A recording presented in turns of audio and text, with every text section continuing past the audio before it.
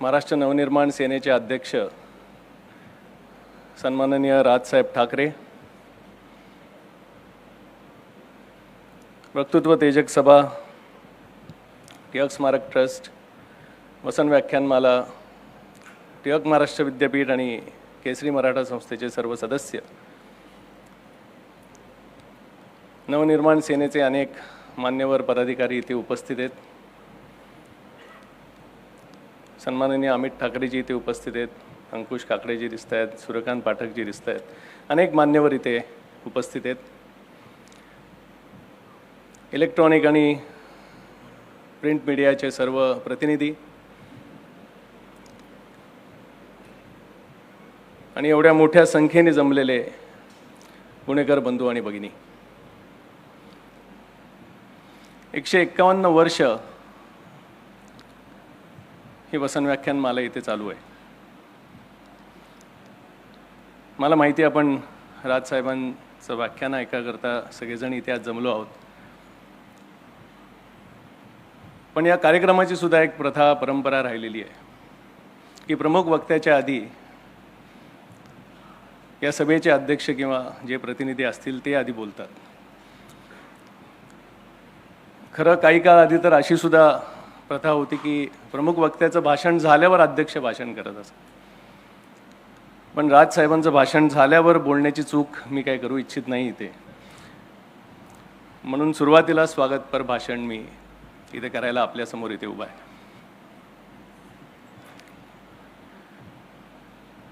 1871 साली विद्यार्थी आणि नवशिक्षितांना सार्वजनिक सभेत भाषण करण्याची सवय व्हावी म्हणून न्यायमूर्ती रानडेंनी वक्तृत्व तेजक सभेची स्थापना केली आणि पुढे या माध्यमातूनच व्याख्यानमालेला सुरुवात झाली.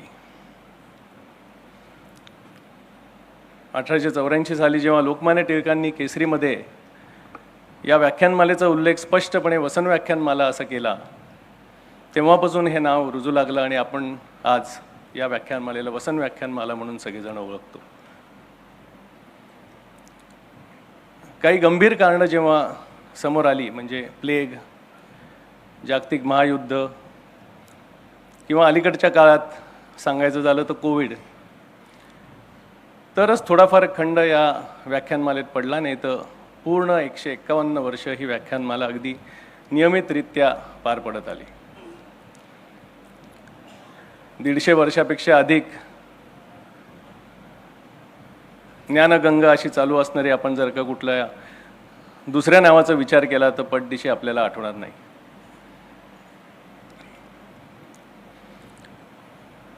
सर्व जाती धर्म पक्षाच्या पलीकडे या व्याख्यानमालेचा विचार राहिलेला आहे. एक फार मोठा इतिहास या व्याख्यानमालेला जुडलेला आहे. मुंबईसह संयुक्त महाराष्ट्राची जेव्हा स्थापना झाली तेव्हा महाराष्ट्राचा उत्कर्ष कसा असावा, महाराष्ट्राची धोरणं कशी असावी, याकरता 1 दशकाहून अधिक वेळ या व्यासपीठावरनं विचारविनिमय झालेला आहे. नंतर ते एक काळ असा होता की वसन व्याख्यानमालेत काय विचार मांडला जाईल याच्यावर अनेक वर्ष सरकार त्याची ध्येय धोरणं ठरवत असत. अशी एक खूप मोठी परंपरा या व्याख्यानमालेला आहे.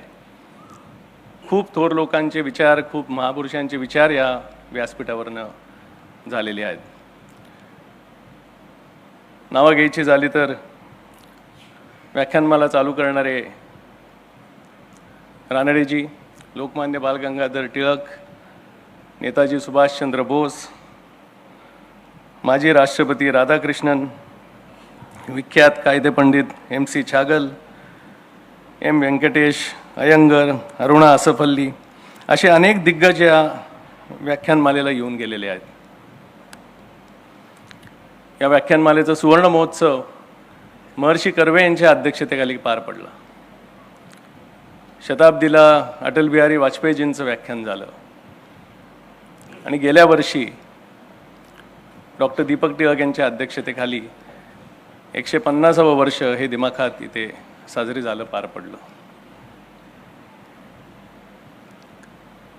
इतिहासापासून आत्तापर्यंत या प्रत्येक विषयाला ही व्याख्यानमाला स्पर्श करून गेलेली आहे. नातेवाईकांचा सुद्धा संबंध या व्याख्यानमालेन ज्या ज्या लोकांचा आला आहे त्यांची सुद्धा यादी खूप मोठी आहे. पंडित जवाहरलाल नेहरू, विजयलक्ष्मी पंडित, स्वातंत्र्यवीर सावरकर आणि नारायणराव सावरकर हे दोघेही बंधू, सी.डी. देशमुख आणि दुर्गाबाई देशमुख हे पती-पत्नी, आणि यंदाच्या वर्षी एक असाच योगायोग जोडून आला आहे की 1920 साली प्रबोधनकार ठाकरे यांचं सुद्धा व्याख्यान या व्यासपीठावरनं झालं होतं.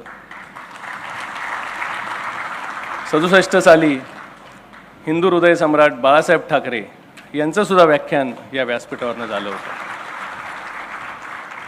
आणि आज आपल्याबरोबर त्यांचे पुतणे राजसाहेब ठाकरे आहेत, जे माझ्या मनातील महाराष्ट्र आणि मराठी अस्मिता यावर आपल्याला व्याख्यान देणार आहेत. ठाकरे साहेबांशी जेव्हा बोलणं झालं तेव्हा एक प्रश्न हा समोर होता, निश्चितपणेच होता की त्यांच्या व्याख्यानाला ही जागा पुरेल का. आणि अनेक लोकांनी विचारपूस केली, पासेस मागितले. आपण बाहेरसुद्धा स्क्रीन लावलेत, कारण अनेकांची इच्छा असून देखील ते इकडे आता येऊ शकले नाही आहेत. या अनुषंगाने मी इकडे सांगू इच्छितो की भिडेंच्या वाड्यात पहिलं व्याख्यान हे न्यायमूर्ती रानडेंनी दिलं, आणि त्यानंतर काळानुसार व्याख्यानमालेची जागा ही बदलत गेली, हे खरं आहे. हिराबागेत हे व्याख्यान काही दिवस झालं, क्रीडा भवनात झालं, सार्वजनिक सभेच्या दिवाणखान्यात काही दिवस झालं, लोकमान्यांना जेव्हा तुरुंगवास झाला तेव्हा व्याख्यानात खंड पडू नये म्हणून ओंकारेश्वर मंदिरात झालं, केळकर बखळीत झालं, सोमवंशी धर्मशाळेत झालं, नंतर सदाशिव पेठेत छत्रपती शिवाजी महाराजांचं जे मंदिर आहे तिकडे झालं. मग टिळक स्मारकला हे व्याख्यान व्हायला लागलं. जेव्हा जागा अपुरी पडायला लागली तेव्हा new English school, Tilak road इथे हे व्याख्यान झालं. या वास्तूचं जेव्हा नूतनीकरण झालं तेव्हा पुन्हा या वास्तूत अनेक वर्ष हे व्याख्यान इकडे व्हायला लागलं. त्यामुळे टिळक स्मारक आणि वसंत व्याख्यानमाला ही एक परंपरा आहे.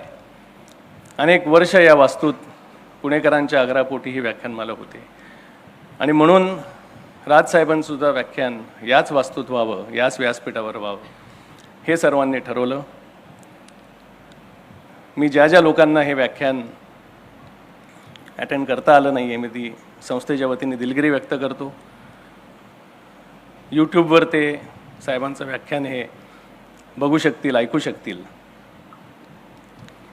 मी याआधी की ते वेळ घेऊ इच्छित नाही. संस्थेच्या वतीने सन्माननीय राजसाहेब ठाकरे यांचं पुन्हा एकदा स्वागत करतो, धन्यवाद देतो. त्यांनी आमच्या निमंत्रणाला स्वीकृती दिली. एवढ्या मोठ्या प्रमाणात आपल्या सगळ्यांचा उत्साह आणि प्रतिसाद बघून या व्याख्यानमालेला सुद्धा एक नवीन ऊर्जा मिळालेली आहे. आपले सुद्धा सगळ्यांना धन्यवाद देतो. उद्याच महाराष्ट्राचा दिवस आहे, आणि आज इथे ठाकरे साहेबांनी मांडलेले विचार, व्याख्यान निश्चितपणे सगळ्यांनाच मार्गदर्शन देणारे ठरतील हीच आशा व्यक्त करतो आणि इथेच थांबतो. जय हिंद, जय महाराष्ट्र.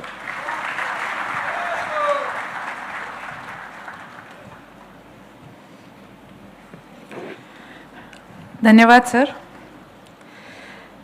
खरं तर ओळखीची अजिबात गरज नाही आहे ठाकरे साहेबांची, पण तरी मी विनंती करते त्यांना की कृपया फक्त त्यांनी मला 3 मिनटं ते 4 मिनटं देऊन मी पूर्ण तुमची ओळख संपवायचा प्रयत्न करीन. खरं तर परत हे पण काही चूकभूल झाली तर माफ करा. लावा रे तो व्हिडिओ जरा. हे वाक्य आणि तो आवाज व ती शैली महाराष्ट्राला, मराठी माणसाला गेली काही वर्षे परिचित झालेली आहे. व्हिडिओ म्हणजेच चित्रफितीच्या माध्यमातून जनतेच्या मराठी माणसांच्या प्रश्नांना वाचा फोडण्यासाठी आणि प्रसंगी सरकारी निष्क्रियता, बेबंदशाही आणि अनागोंदी उघडकीस आणण्याची मोहीम श्री राजसाहेब ठाकरे यांनी नुसती यशस्वीपणे राबविली नाही, तर त्याचा धसका त्यांनी संबंधितांसाठी निर्माण केलाय. आजही ते आपल्यासमोर त्यांच्या सर्वात प्रियच नव्हे तर अत्यंत जिव्हाळ्याच्या अशा महाराष्ट्राच्या प्रश्नांवरच बोलणार आहेत. महाराष्ट्र, मराठी माणूस, त्यांचे प्रश्न, अडचणी आणि त्याचे निराकरण हे राज ठाकरे साहेब यांच्या ध्यासाचे विषयच आहेत. महाराष्ट्र आणि मराठी माणूस यांना त्यांनी आपले जीवन वाहिलेले आहे असे म्हटल्यास वावगे ठरणार नाही. मराठी माणसासाठी माननीय बाळासाहेब ठाकरे यांनी शिवसेनेची जी स्थापना केली आणि त्यांच्याच तालमीत श्री राजसाहेब ठाकरे तयार झाले. परंतु माननीय बाळासाहेब ठाकरे यांचे वडील श्री प्रबोधनकार ठाकरे यांच्या विद्वत्तेचा वारसाही त्यांना प्राप्त आहे. ज्याप्रमाणे श्री बाळासाहेब ठाकरे हे राजकारणात होते, तरी त्यांनी त्यांच्या कुंचल्याने आणि व्यंगचित्राच्या माध्यमातून देखील मराठी माणसाला प्रेरणा दिली होती. तो वारसाही श्री राजसाहेब ठाकरे यांनी पुढे चालू ठेवलेला आहे. राजकारणी आणि कलाकार असे दोन महत्त्वाचे असे त्यांच्या व्यक्तिमत्वाचे पैलू आहेत. या ठिकाणी संगीतासारख्या कलेच्या क्षेत्रात अग्रणी असलेले त्यांचे वडील श्री श्रीकांत ठाकरे यांचाही उल्लेख आवश्यक आहे. श्री राजसाहेब ठाकरे हे आज महाराष्ट्रावर बोलणार आहेत, पण या महाराष्ट्राचे भारतातील स्थान नेमके काय, या महाराष्ट्राने भारताला काय दिले आहे याची आठवण मनात काढूनच आपल्या वर्तमान आणि भविष्यातील महाराष्ट्राचा वेध घेता येणार आहे. महाराष्ट्राने देशाला काय दिले असा प्रश्न आपल्या मनाशी केला तर त्याचे उत्तर काय येते हे प्रत्येक मराठी माणसाने शोधले पाहिजे. प्रख्यात गणिती भास्कराचार्य हे महाराष्ट्रातले खानदेशातले होते. उत्तर रामचरितमानस लिहिणारे आणि कालिदासा इतकेच प्रतिभाशाली भवभूती आणि कदाचित देशातले पहिले आरमार प्रमुख सरखेल कान्होजी आंग्रे ही महाराष्ट्राने भारताला दिलेली देणगी आहे. भारतातल्या पहिल्या महिला डॉक्टर आणि परदेशात जाऊन वैद्यकीय पदवी घेणाऱ्या आनंदीबाई जोशी अशा कितीतरी नावे घेता येतील. महाराष्ट्राच्या भविष्यवेधी विद्वत्त मालिकेत ही जर सुरुवात मानली तर पुढे जाऊन ही मालिका किती प्रदीर्घ आणि दैदिप्यमान आहे हे लक्षात येते. यामध्ये संत परंपरा आणि भागवत धर्माचाही मुहूर्तमेढ रोवणारे ज्ञानेश्वर महाराज आहेतच, पण त्यावर कळस चढविणारे तुकोबाराय आणि इतर सर्व संतांचा समावेश पण आहे. छत्रपती शिवाजी महाराज, छत्रपती संभाजी महाराज, अटक ते कटक मराठी साम्राज्य विस्तारणारे पेशवे घराणे ही मराठी पराक्रम गाथा आहे. महाराष्ट्राने नेहमीच देशाला वैचारिक दिशा दिलेली आहे.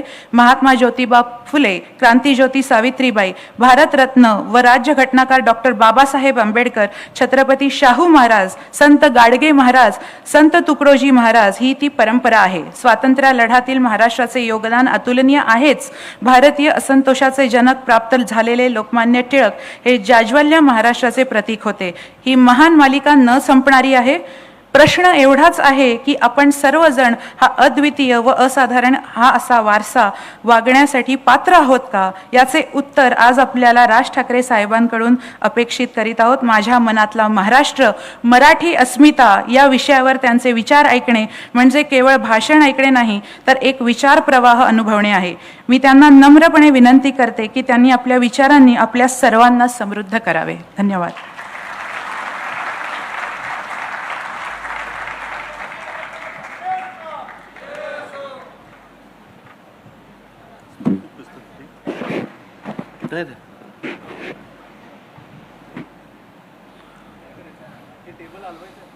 नाही, कशाला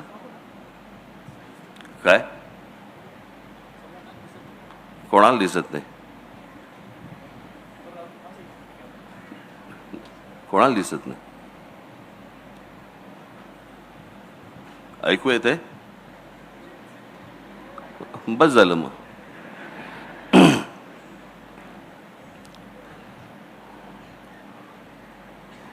वसंत व्याख्यानमालेचे अध्यक्ष श्री रोहित टिळक आणि आज इथे सर्व जमलेल्या माझ्या मराठी बांधवांनो, भगिनींनो आणि मातांनो, आलेल्या सर्व माझ्या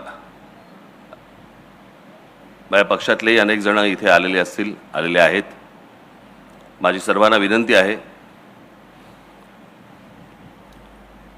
भाषा टाळ्या वगैरे या सगळ्या गोष्टी असतात. फक्त माझं भाषण चालू असताना, माझं बोलणं चालू असताना कृपया कोणी घोषणा देऊ नयेत.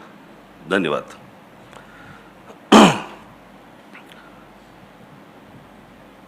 वसंत व्याख्यानमालेमधलं मला आठवतंय त्याप्रमाणे माझं हे दुसरं व्याख्यान. मला का व्याख्यानाला बोलवतात मला आजपर्यंत कळलेलं नाही आहे. मी भाषण करणारा माणूस आहे. व्याख्यान देणं हे विचारवंतांचं काम असतं आणि ती माणसं येऊन देत असतात. हां, जरा कमी झालं तरच बरं होईल. हां हां, पण जरा कमी करा. हां, छान. मागे जेव्हा माझं व्याख्यान झालं होतं त्यावेळेला मला असं वाटतं मागच्या बाहेर एक पटांगण आहे, बरोबर ना? त्या पटांगणामध्ये माझं व्याख्यान झालं होतं. त्याला बरीच वर्ष झाली आता, म्हणजे साधारणपणे त्याला 25-30 वर्ष झाली असतील. आणि त्याच्यानंतर माझं आज इथे व्याख्यान होतं आहे. तुमचा विश्वास बसणार नाही याची मला पूर्ण खात्री आहे. परंतु काही अशी महत्त्वाची मोजकी काही भाषणं असतात माझी. शिवतीर्थावरचं असेल किंवा पुण्यातलं फर्ग्युसन कॉलेजवरचं, आपलं तुमच्या आईकडचं कुठचं कॉलेज ते हां SP कॉलेजवरचं असेल, किंवा अशी महत्त्वाची जी काही प्रमुख अशी काही माझी भाषणं असतात. हे तुम्ही माझ्या घरच्यांना, माझी इथे मुलगी इथे आलेली आहे, माझा मुलगा इथेच कुठेतरी असेल, उर्वशी आली आहे, आम्ही कुठेतरी असेल, घरी माझ्या पत्नीलाही विचारू शकता. तुमचा विश्वास बसणार नाही, पण माझ्या हातापायाला घाम फुटलेला असतो. माझे हातपाय थंड पडलेले असतात सकाळपासून. अनेक जण म्हणतात की नाही नाही काहीतरी काय बोलतायत. मी खरंच सांगतोय, ज्या दिवशी माझं भाषण असतं असं काही महत्त्वाचं, त्यावेळेला अनेकदा मी सकाळपासून ते भाषण होईपर्यंत कोणाशी बोलत पण नाही. कैद्यांना ताटं येतात ना, तसंच एखादं ताट येतं खाली दुपारचं. इतकं नका पकडू, पण तशाच प्रकारचं येतं.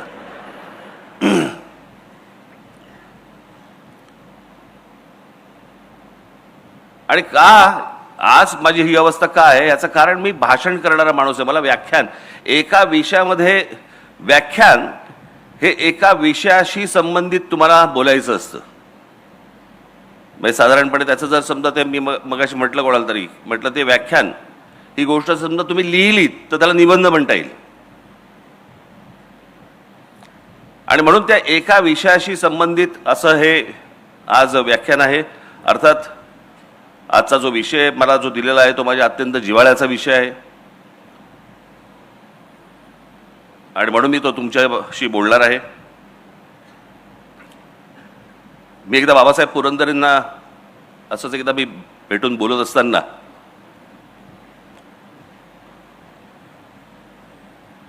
शिवछत्रपतींच्या इतिहासामधनं बाबासाहेबांनी आत्तापर्यंत महाराष्ट्राला काय सांगितलं. मी म्हटलं बाबासाहेब शिवछत्रपतींचा इतिहास आपण वाचत आलो. सण सणावळीसाठी म्हणून वाचायचा नसतो इतिहास. कोण कधी जन्माला आलं, कोण कधी गेलं, ज्यांना लक्षात ठेवायचं त्यांनी लक्षात ठेवावं. आपण त्यातनं बोध काय घेतोय. आणि एक अप्रतिम मला त्यांनी गोष्ट सांगितली बाबासाहेबांनी, आणि मला त्यांनी सांगितलं की शिवचरित्र वाचताना किंवा ऐकताना त्यातनं बोध काय घ्यायचा, तर शिवछत्रपती आजच्या काळात तुम्ही कसं जगावं हे त्या काळात सांगत होते. आज आपण ज्या काळामध्ये जगतो आहोत त्या काळामध्ये कसं जगलं पाहिजे हे जर समजा शिवछत्रपतींचा इतिहास वाचला तर त्यांच्या प्रत्येक गोष्टीतनं आपण काय वाचतो. आपण आग्र्याहून सुटका वाचतो, अफजल खानाचा वध वाचतो, शाहिस्तेखानाची बोटं छाटली ते वाचतो, सिद्धी जोहरचा वेढा तोडून महाराज कसे आले ते बघतो. परंतु या 50 वर्षामध्ये, आयुष्याच्या 50 वर्षामध्ये त्या माणसाने आपल्याला काय सांगितलं, आपल्याला काय शिकवलं, महाराष्ट्राने ह्याच्या पुढे कसं जगलं पाहिजे, कसं राहिलं पाहिजे, कसं वागलं पाहिजे.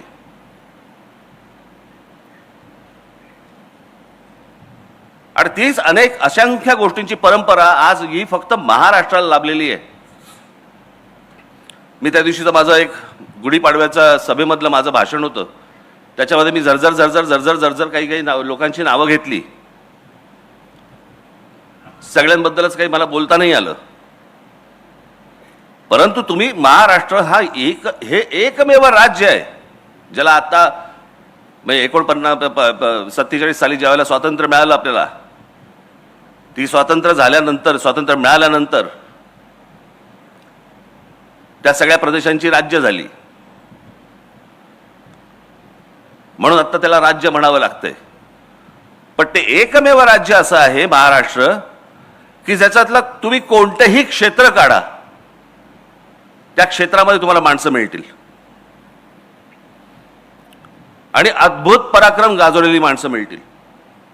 हे तुम्हाला भारताच्या देशाच्या कुठच्याही राज्यामध्ये अशी तुम्हाला माणसं सापडणार नाहीत.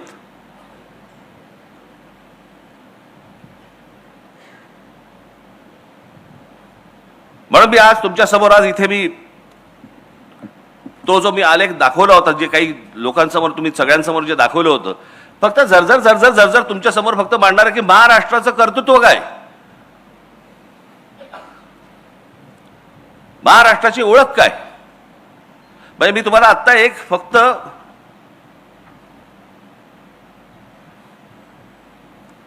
फक्त गोष्ट तुम्हाला मी वाचून दाखवतो. हा साधारणपणे त्याचा मराठीत भावार्थ आहे.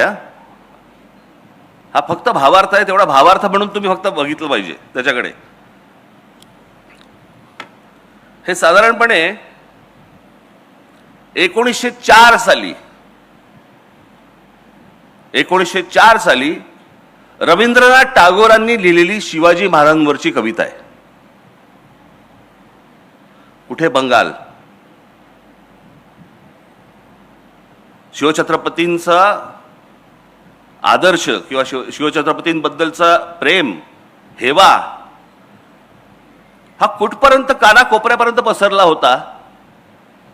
म्हणजे त्याचं अगदी सगळ्यात महत्वाचं उदाहरण म्हणून सांगायचं झालं तर शिवछत्रपतींच्या वेळेला एक व्यक्ती तशी ही पूर्वेच्या बाजूला पण होती, आसाममध्ये. त्या व्यक्तीचा आदर्श हे आमचे शिवछत्रपती होते. त्या व्यक्तीचं नाव होतं लच्छितबड फुकंद. हा तिकडचा मोठा एक सेनापती होता आसाम मधला.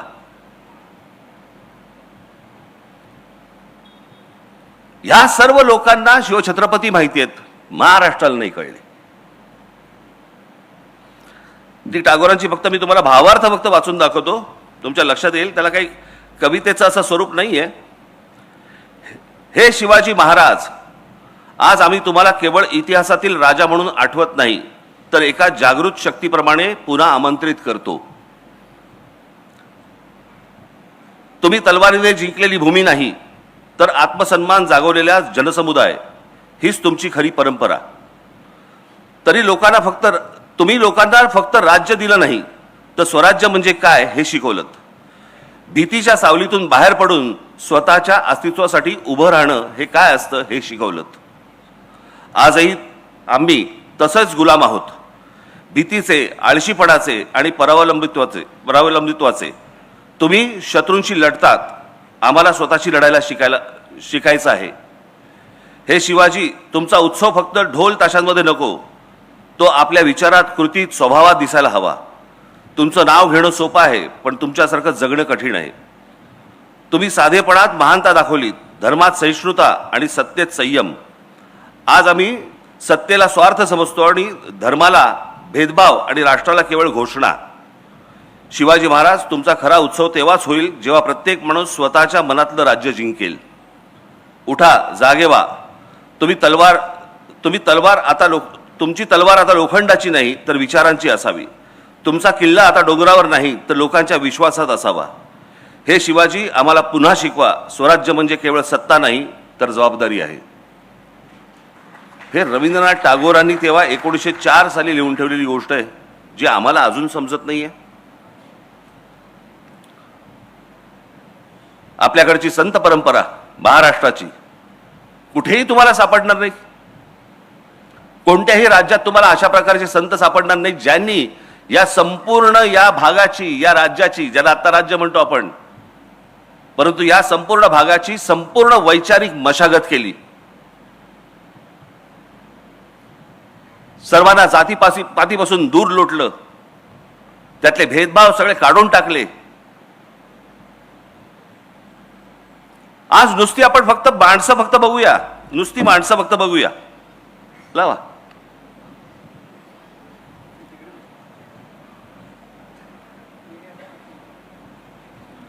संत ज्ञानेश्वर, संत तुकाराम, संत रामदास, संत जनाबाई, संत नामदेव, संत एकनाथ, संत नामदेव. आज जर समजा तुम्ही पंजाबमध्ये गेलात तर पंजाबमध्ये देखील त्यांचा प्रचंड मोठे आज त्यांचे भक्त तुम्हाला पंजाबमध्ये मिळतील. या लोकांनी हे संपूर्ण संत गाडगे बाबा, आज खरं तर सरकारची जी काय काय तो आहे ना, काय स्वच्छ भारत योजना, आज स्वच्छ भारत योजनेचा खरा सिंबल हा आमचे गाडगे बाबा पाहिजे होते.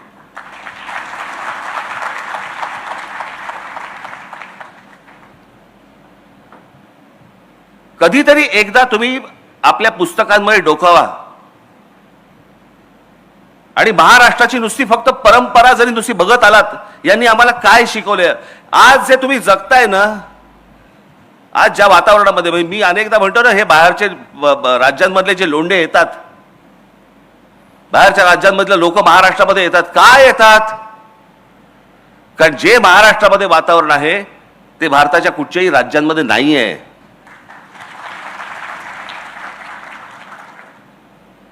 आज या महाराष्ट्रामधल्या, आज मुंबईसारख्या ठिकाणी, पुण्यासारख्या ठिकाणी, नागपूरसारख्या ठिकाणी आज मुली, महिला आज बसने जात असतात, कितीही वाजता रस्त्याने फिरत असतात. आज ह्या महाराष्ट्रामधला माणूस कधी त्यांना आज वेड्या वाकड्या नजरेने बघणार नाही, कधी त्यांना हात लावणार नाही, कधी छेडछाड करणार नाही.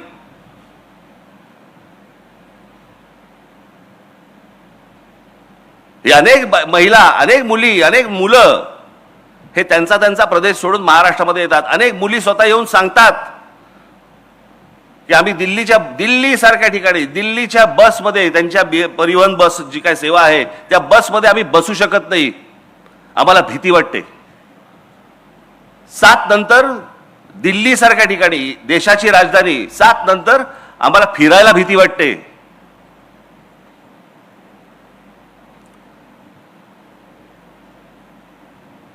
देशाच्या राजधानीमध्ये जर समजा महिला असुरक्षित असतील आणि त्या सर्वांना आज सगळेजण, आज तुम्ही मुंबईमध्ये बघा, हरभजन सिंग पासून सगळेजण आज मुंबईत स्थायिक झालेत. कोणाकोणाची घरं नाहीत म्हणून सांगा, सगळेजण आपापल्या प्रदेशामधून आले आणि इथे मुंबईमध्ये, पुण्यामध्ये स्थायिक झाले. का झाले? कारण असं वातावरणच मिळत नाही. हे वातावरण कशामुळे निर्माण झालं? ही वैचारिक बैठक महाराष्ट्राची कशातनं निर्माण झाली? यांच्यामुळे. अशी असंख्य माणसं आहेत.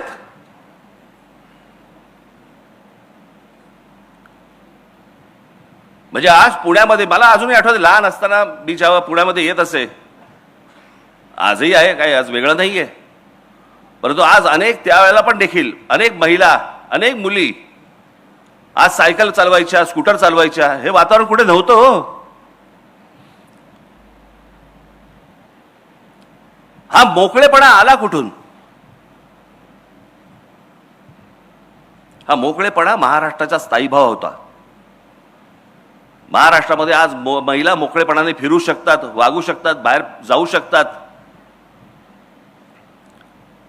या सगळ्या लोकांची जो घडवला ना महाराष्ट्र, याच्यातनं आज आपण हे सगळं बघतो आहोत.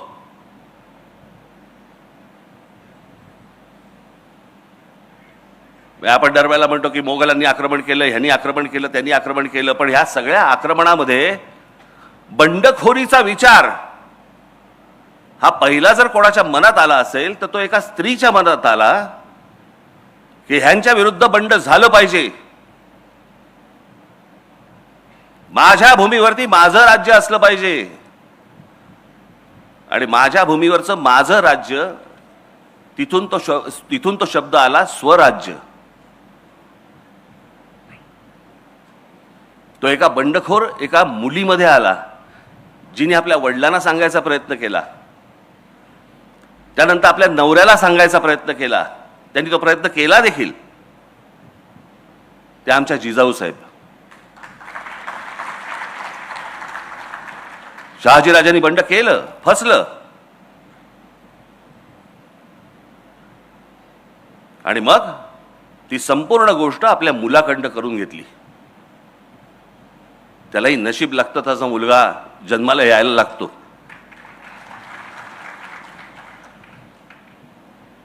पण विचार करा, आपण शिवछत्रपती शिवछत्रपती या सगळ्या गोष्टी बोलतो, परंतु त्यावेळेला संपूर्ण जो काही पगडा होता, जो मोघली पगडा होता, भाषेवरचा फारसी पगडा होता,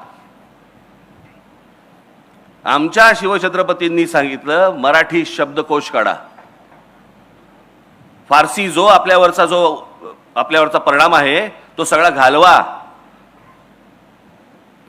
संस्कृत ही महाराजांची अत्यंत आवडती भाषा होती,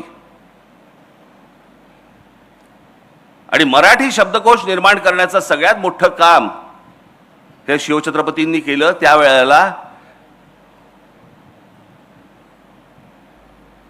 आम्ही नुसतेच फक्त छत्रपती शिवाजी महाराज की जय आम्ही फक्त घोषणा देणार, पण आपण भाषा कशी बोलतो आहोत, आपण काय बोलतो आहोत, कसं बोलतो आहोत, आज लक्ष आहे का या गोष्टींकडे आपलं?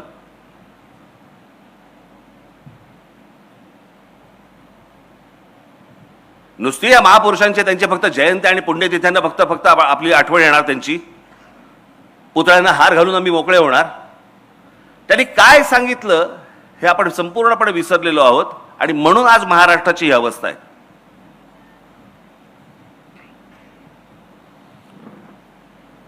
तुम्ही कोणतंही क्षेत्र काढा, कोणतंही क्षेत्र काढा,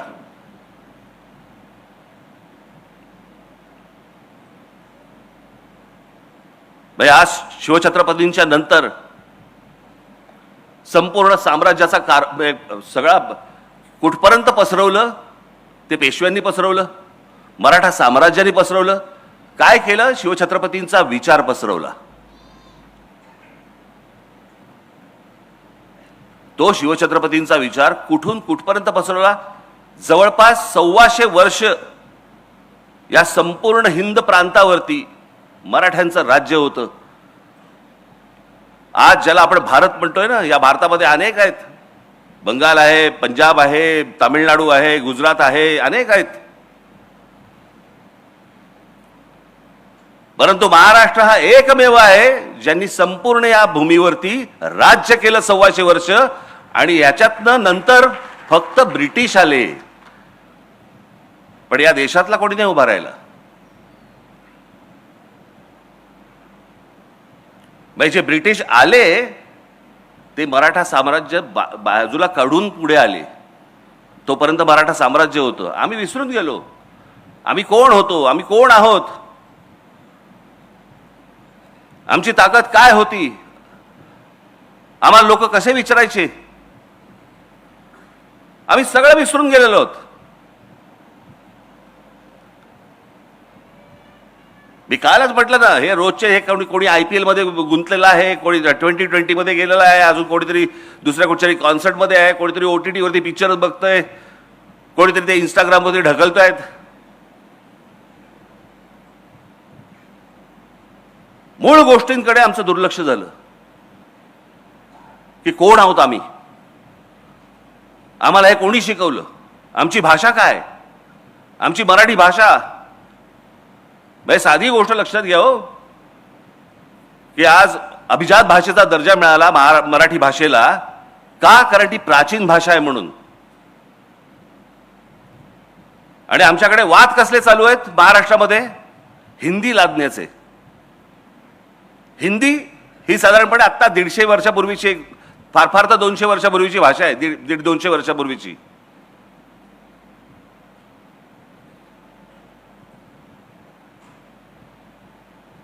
त्याच्यात आम्ही गुंतलेलो आहोत. म्हणजे उद्या हिंदी भाषेला जर समजा अभिजात भाषेचा दर्जा मिळायचा असेल ना, अजून 1000 वर्ष आहेत.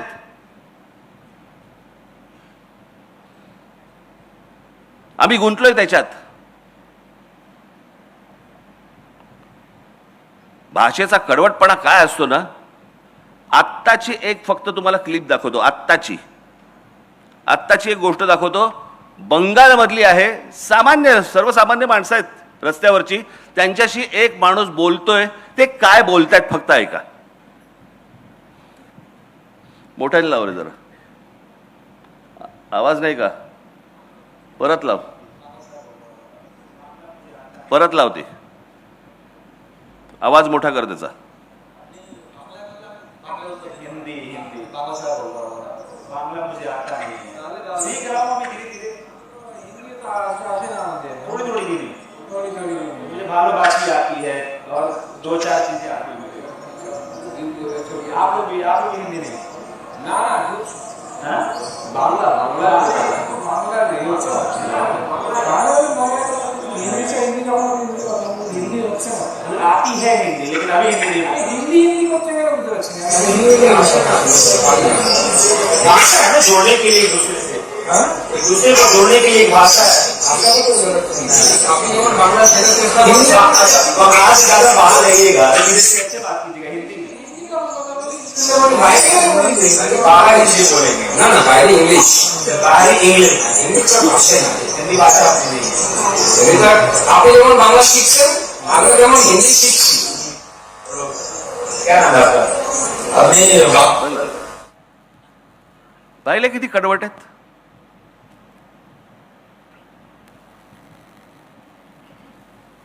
तुम्ही जोपर्यंत कडवट राहणार नाही, तुम्ही जोपर्यंत कडवट होणार नाही, तोपर्यंत ह्या गोष्टी अशाच होत राहणार.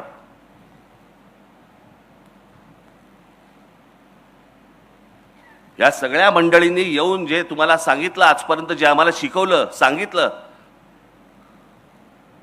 वानखेडे स्टेडियमवरच्या भर मॅच मध्ये ज्या वेळेला आमचा सचिन तेंडुलकर येतो ना, त्यावेळेला पहिलं भाषण तो मराठीत करतो. मला अभिमान वाटतो त्याचा. होय, भारत रत्न आहे, पण आपली भाषा नाही विसरला, आपलं राज्य नाही विसरलं, आपली माणसं नाही विसरला, आपली जागा नाही विसरला. आणि आमची लोक, इतर जे लोक येतात त्यांच्याशी भांडताना पण हिंदीत भांडतात. बरं, तुला येत पण नाही हिंदी.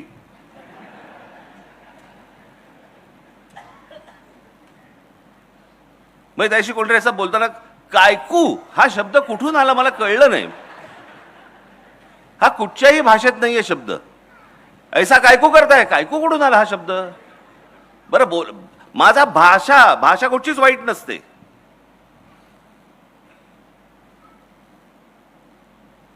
आपण मार खातोय ह्याच गोष्टीने की आम्हाला कोणी काय सांगितलं, आम्हाला कोणी काय शिकवलं. मी मगाशी म्हटलं ना की आपल्याला ह्या गोष्टींचा अभिमान पाहिजे. माझे एक मित्र आहेत, ते एकदा मध्यंतरी काहीतरी त्यांच्या ऑफिसचा सगळे स्टाफ होते, त्यांचे लोक होते, मला असं वाटतं टाइम्स ऑफ इंडिया मधले होते. ही गोष्ट आता झाली त्याला 15-1 वर्ष झाली, 10-15 वर्ष झाली. त्यांना घेऊन ते कुठेतरी पिकनिकला म्हणून गेले. या कर्जत बिरजत या सगळ्या भागामध्ये कुठेतरी गेले.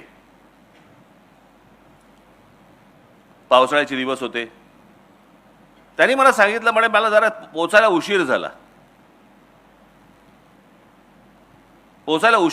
मी बघितलं तर आमच्या म्हणे वर्तमानपत्रामध्ये काम करणारे एक 10-12 बंगाली लोक होते. मुलं मुली अशा सगळे बसले होते. आणि ती मुलं मुली रवींद्रनाथ टागोरांच्या कविता आणि गाणी म्हणत होते. त्याला रवींद्र संगीत म्हणतात. बंगाल सोडून महाराष्ट्रामध्ये आहेत, महाराष्ट्राच्या एका वर्तमानपत्रामध्ये काम करतायत आणि इथे आल्यावर देखील त्यांचं रवींद्र संगीत ते विसरलेलं नाहीत. आणि आमच्याकडे लेखक कोण आणि कवी कोण हा जातीतनं पाहिला जातो.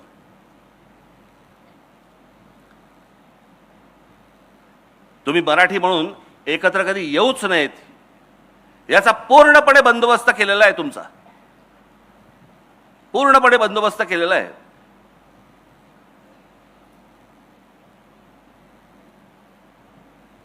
आता काल परवाकडे कोणतरी ते कोणी साधू आहेत ना, संधी साधू,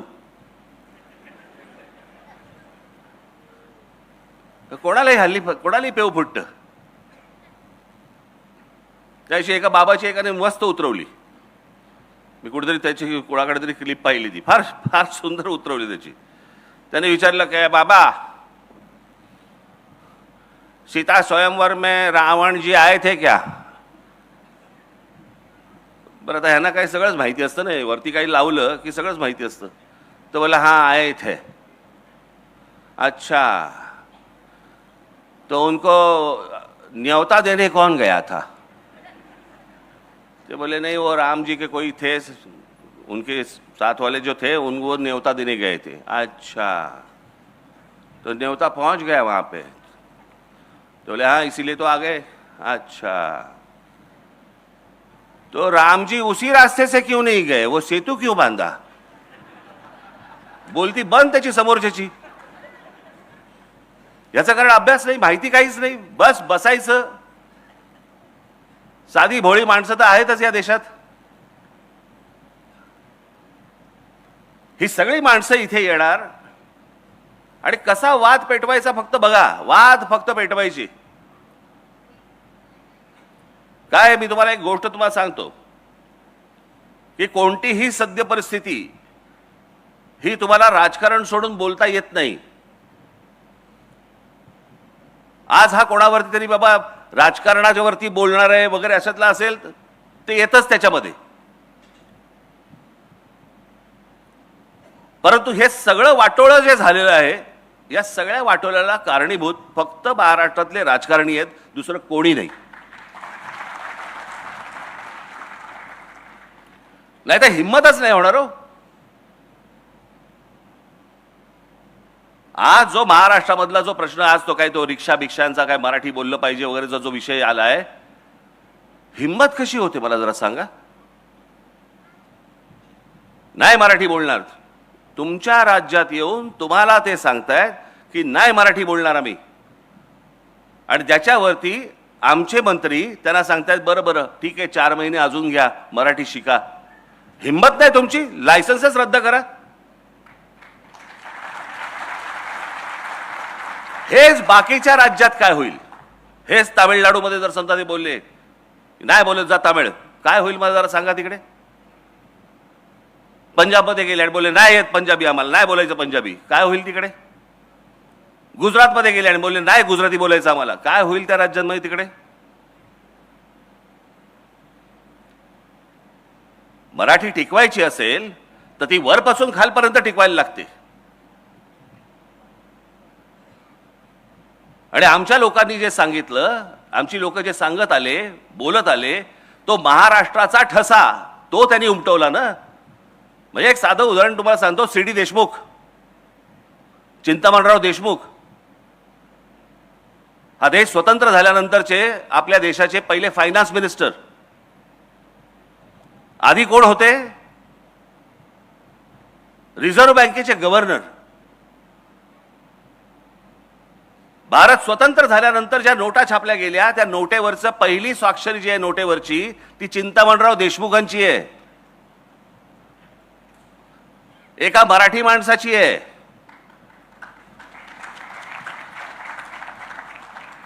पण ज्या वेळेला संयुक्त महाराष्ट्राचा लढा पेटला आणि मुंबई महाराष्ट्रात राहणार का गुजरातमध्ये जाणार, हे ज्यावेळेला त्याचा लढा ज्यावेळेला सुरू झाला, संयुक्त महाराष्ट्र समितीचा लढा ज्यावेळेला सुरू झाला, त्यावेळेला लोकसभेमध्ये या चिंतामणराव देशमुखांनी पंडित जवाहरलाल नेहरूंना सांगितलं की तुमच्या मनामध्ये महाराष्ट्राबद्दल चांगला विचार नाहीये, मुंबई ही महाराष्ट्रामध्ये राहणार आणि हा माझा राजीनामा.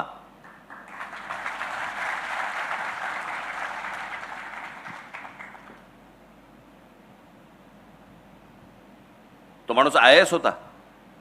त्यांना जेवढे मार्क मिळाले तेवढे आजपर्यंत IASच्या परीक्षेमध्ये, स्पर्धा परीक्षेमध्ये आजपर्यंत एवढे मार्क कोणालाही मिळाले नव्हते. ते सी.डी. देशमुख, ते महाराष्ट्राच्या स्वाभिमानासाठी पंडित जवाहरलाल नेहरूंसमोर राजीनामा फेकतात.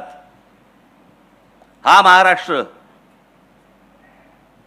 आणि आम्ही काय करतोय? आमचं लक्षच नाही महाराष्ट्राकडे. आमच्या देशामधला एकमेव खेळाडू, महाराष्ट्राचा एकमेव खेळाडू सचिन तेंडुलकर, ज्याला भारतरत्न मिळालं, एकमेव खेळाडू आहे.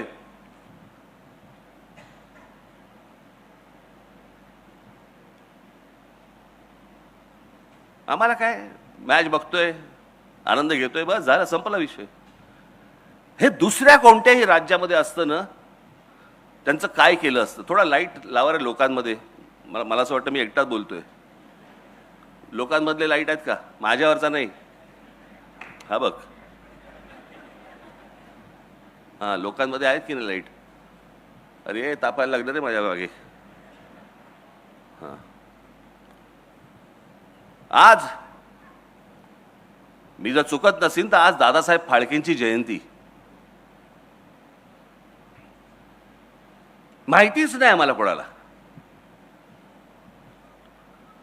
आज आम्ही OTT वरती बघतोय, चित्रपट बघतोय, आम्ही मजा घेतोय, चित्रपटांची मजा घेतोय. अरे पण ज्या भारतामध्ये पहिल्यांदा चित्रपट सृष्टी आणली, चित्रपट ज्या माणसाने पहिला बनवला, तो आमचा मराठी माणूस दादासाहेब फाळके. आम्हाला विसरच पडलेला आहे या लोकांचा.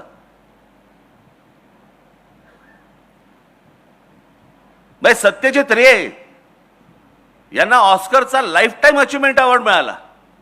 ऑस्करचा लाईफ टाईम अचिव्हमेंट अवॉर्ड हा सत्यजित रेंना मिळाला, पण आमच्या व्ही शांतारामांना नाही मिळाला, आमच्या दादासाहेब फाळकेंना नाही मिळाला, आमच्या बाबूराव पेंटरांना नाही मिळाला. आमची लॉबीच नाही. आमच्या राज्यकर्त्यांना, आमच्या पुढाऱ्यांना वाटलं पाहिजे की आमची माणसं आम्ही मोठी केली पाहिजेत. काही नाही, निरुत्साह.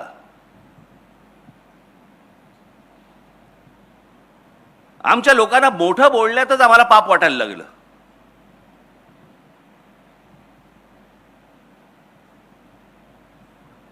तुम्ही सायन्स अँड टेक्नॉलॉजी घ्या, त्यात मराठी माणसं आहेत. कुठे आहेत तरी ती?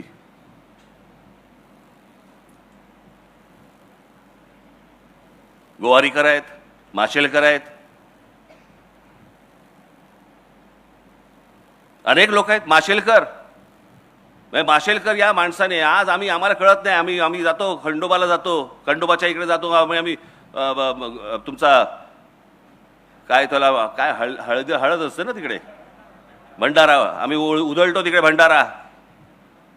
भंडारा म्हणजे काय, हळदच ना. या हळदीवरती अमेरिकेने पेटंट सांगितलं होतं की हे नाही आमचं आहे म्हणून. अमेरिकेने जागतिक स्तरावरती आमचे माशेलकर भांडले आणि ते पेटंट भारताला मिळवून आणलं की हळद आमची आहे. आम्ही रोज सकाळी देवाला लावताना हळद लावतो, कुंकू लावतो, पण आमच्या त्या हळदीचं पेटंट हे ज्या माणसाने आणलं आमच्याकडे, आम्हाला माहित नाहीये, आम्हाला महत्वच नाही आमच्या माणसांचं. काही देणं घेणं नाहीये. मी त्या दिवशी सांगितलं ना तुम्हाला, महाराष्ट्रामध्ये संगीतकार, मराठी संगीतकार तर असंख्य होऊन गेले, पण देश पातळीवरचं, जागतिक पातळीवरचं लक्ष्मीकांत कुडाळकर, लक्ष्मीकांत प्यारलाल मधले लक्ष्मीकांत हे कुडाळकर होते, आमच्या कुडाळ मधले. आमचा मराठी माणूस होता. 6300 गाणी दिली आजपर्यंत. 6300 गाणी कशाला म्हणतात हो? काय आहे आमच्याकडे? लक्ष्मीकांत कुडाळकरांच्या नावाने आमच्याकडे काही आहे? छत्रपती शिवाजी महाराज ही महाराष्ट्राची ओळख, डॉक्टर बाबासाहेब आंबेडकर ही महाराष्ट्राची ओळख,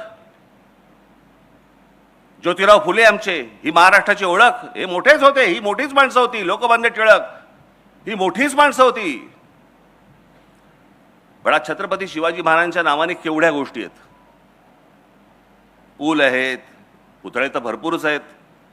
बाबासाहेबांच्या नावाने किती आहेत? अनेक रस्ते आहेत, अनेक गोष्टी आहेत. ज्योतिरावांच्या नावाने किती आहेत? पुतळे आहेत, अनेक रस्ते आहेत, अनेक चौक आहेत. लोकमान्य टिळकांच्या नावाने किती आहेत? अनेक गोष्टी आहेत, रस्ते आहेत, चौक आहेत, स्मारक आहेत, पुतळे आहेत. इतर जी मोठी माणसं होऊन गेली महाराष्ट्रामध्ये, त्यांच्या नावाने आपण कधी काय करणार आहोत? ही स्मारक, हे चौक, हे पुतळे, अहो जगाला ओरडून बोंबलून सांगितलं पाहिजे आमच्याकडे कोण जन्माला आले. आणि ते फक्त महाराष्ट्रामध्ये आले, इतर भारताच्या कुठच्याही प्रांतात नाही आले.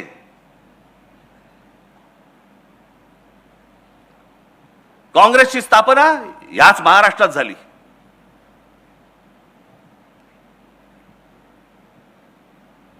RSSचे सरसंघचालक झाले आजपर्यंत. किती झाले? माझ्या ते 5 झाले ना, बरोबर ना? 5 का 6 झाले? 6 झाले. या 6 पैकी 4 मराठी माणसं आहेत.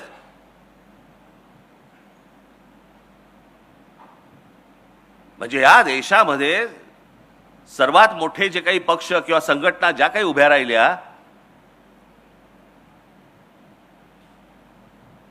आपण त्याच्याकडे ह्या पक्षाचा आहे, आपण तो त्या पक्षाचा आहे. अरे महाराष्ट्रातला आहे हे आपण का विसरतोय? लता मंगेशकर एवढी मोठी मोठी गायिका, भारतरत्न लता मंगेशकरांच्या नावाने काय महाराष्ट्रामध्ये जरा सांगा मला. आत्ता आशाताई गेल्या, किशोरी आमोणकर, अहो भीमसेन अण्णा, भीमसेन जोशींच्या नावाने काय आपल्याकडे महाराष्ट्रामध्ये. हे जर दुसऱ्या राज्यामध्ये जन्माला आले असते ना, त्यांनी ओरडून ओरडून जगाला सांगितलं असतं, अरे आमच्याकडे कोण रत्न जन्माला आली. आम्ही पडलोय कशामध्ये, सापडलोय कशामध्ये? आम्ही जातीपातीत सापडलोय. लोकमान्य टिळक ना ब्राह्मण होते, जाऊन ते आपल्याला काय करायचंय. महात्मा ज्योतिराव फुले ना माळी होते, आपल्याला काय करायचंय. बाबासाहेब आंबेडकर ते दलित होते, त्यांना काय आपल्याला काय करायचंय. शिवाजी महाराज ते काय मराठ्यांचे राजे. हे आमच्याकडेच सगळं सुरू केलं. हे आम्हीच लोकांनी सुरू केलं. आम्हीच आमच्या महापुरुषांना जातीपातीमध्ये आम्ही विभागलं. आम्हीच आमच्या लेखकांना, कवींना, आम्ही सगळ्यांना आम्ही जातीमध्येच बघायला लागलो. पुस्तकाचं नाव नाही बघायचं, पुस्तकाचा लेखक बघायचा आणि त्याप्रमाणे पुस्तक विकत घ्यायचं की नाही घ्यायचं आम्ही ठरवायचं. कोण काय बोललंय याच्यावरती आम्हाला काही देणं घेणंच नाही रे. इतका विभागलेला, इतका बेसावध मराठी माणसापेक्षा दुसरा माणूस नाही भूतलावरती.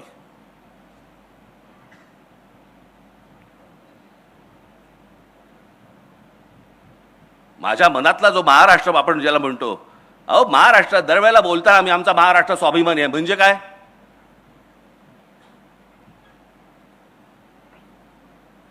म्हणजे काय आम्हाला कळतच नाही.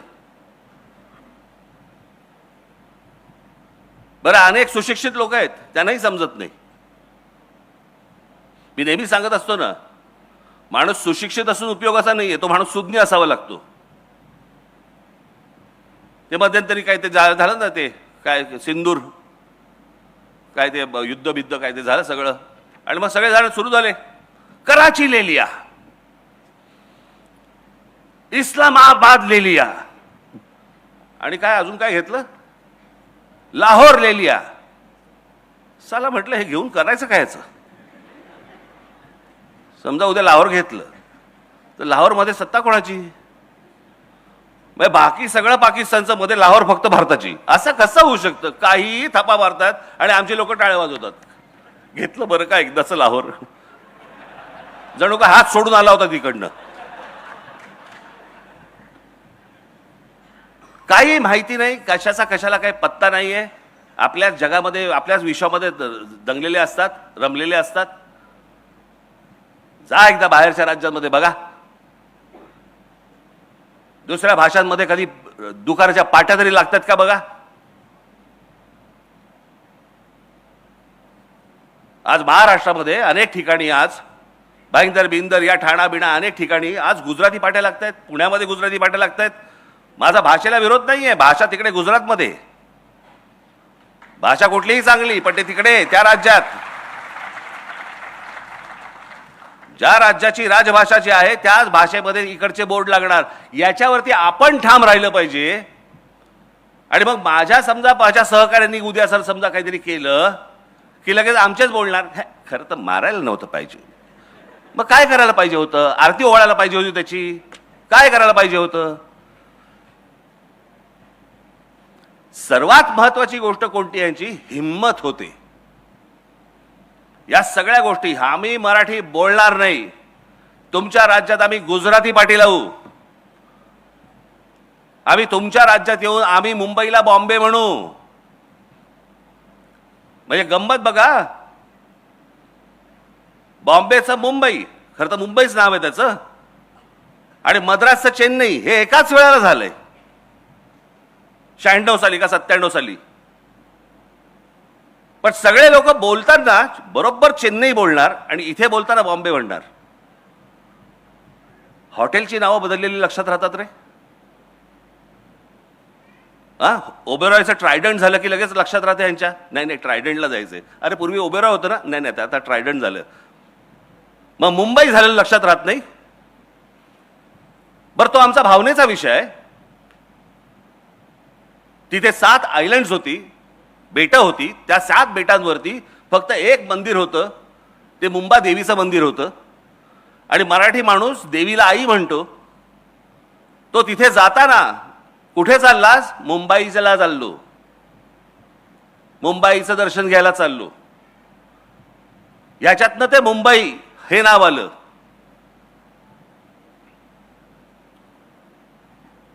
पण आम्हीच नाही, आम्हालाच काही वाटत नाही या गोष्टींचं.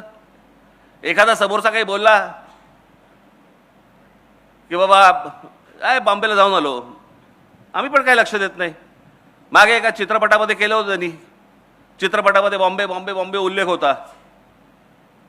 मला कळलं, म्हटलं जर नाही काढलं तर बांबू बांबू बांबू एवढंच फक्त लक्षात ठेव.